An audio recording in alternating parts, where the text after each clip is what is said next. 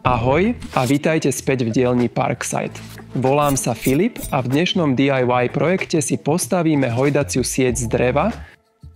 Ako vždy, všetky potrebné materiály a nástroje nájdeme nižšie v návode na montáž. A začneme hneď tým, že všetky trámy zrežeme na správnu dĺžku.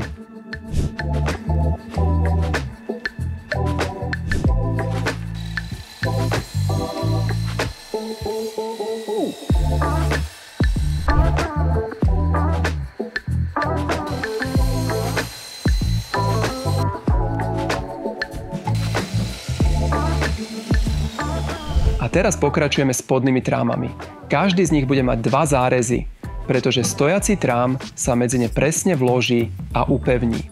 To znamená, že zárez na každom spodnom tráme musí byť 40 mm hlboký, čo je polovica hrúbky materiálu stojaceho trámu.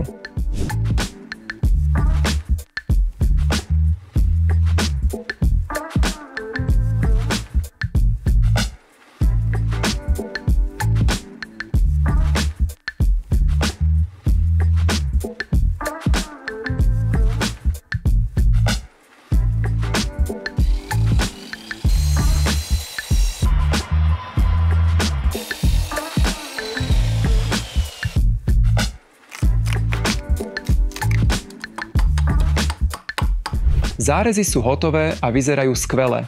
Teraz zoberieme stojace trámy a pozrime sa, či tam sadnú. Ak nie, tak na tom ešte trochu popracujeme.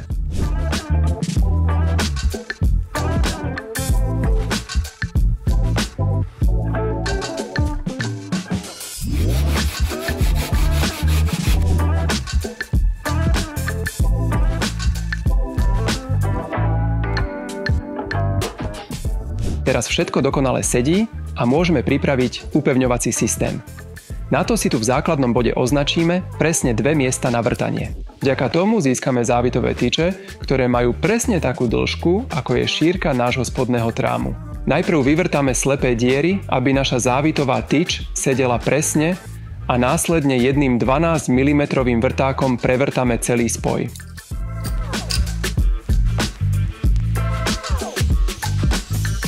Poloha závitových tyčí je kľúčová, pretože na stojaci trám bude neskôr pôsobiť veľká páka. Túto páku dokážeme kompenzovať tak, že závitové skrutky posunieme mierne mimo stred.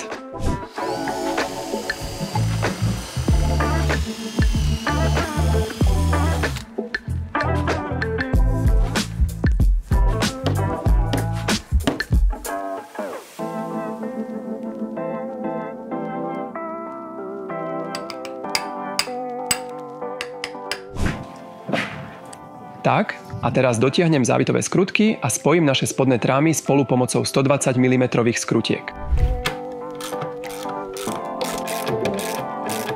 Ešte mi chýbajú zárezy na nohách rámu. Do týchto zárezov sa následne vložia spodné trámy, čo zabezpečí, že celá konštrukcia bude pevná a stabilná. Rám hojdacej siete je bez hojdacej siete na nič. Preto teraz vyrobíme hojdaciu sieť z veľkého množstva malých drevených lamiel. Najprv ich narežeme na správnu dĺžku. A ešte ich musíme všetky označiť a predvrtať, to je dôležité.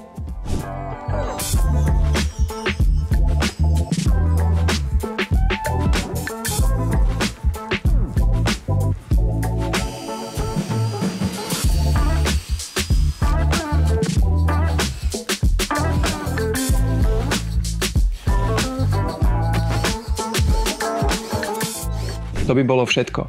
Ak máš hojdaciu sieť vonku, teraz je ten správny čas natrieť všetky časti, aby boli odolné voči poveternostným vplyvom. V tomto prípade je spojenie tak presné, že ho nemusíme dodatočne upevniť. Môžeš ho však samozrejme ešte z boku pripevniť skrutkou. A teraz môžeme hojdaciu sieť poskladať dokopy. Používame na to lano a najprv rozložíme všetky časti presne tak, ako ich následne poskladáme dokopy. Začneme tým, že si odrežeme lano dlhé 4x4 metre a prevliekame ho cez predvrtané dierky. Najlepšie je začať 2 vnútornými. Potom prevleč zvyšné 2 laná cez vonkajšie otvory a uisti sa, že sú správne upevnené. Potom zober ďalšie 2 kusy lana a opatrne ich prevleč cez vonkajšie otvory, aby boli správne upevnené. Keďže je s prevliekaním celkom dosť práce, zavolal som si k sebe niekoho na pomoc.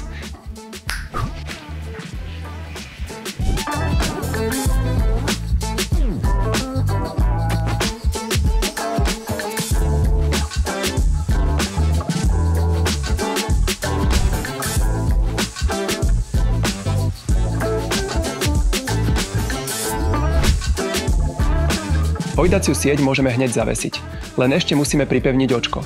Na to vyvrtáme dieru cez stojaci trám, pretiahneme skrutkovú tyč a následne pevne prišrubujeme očko.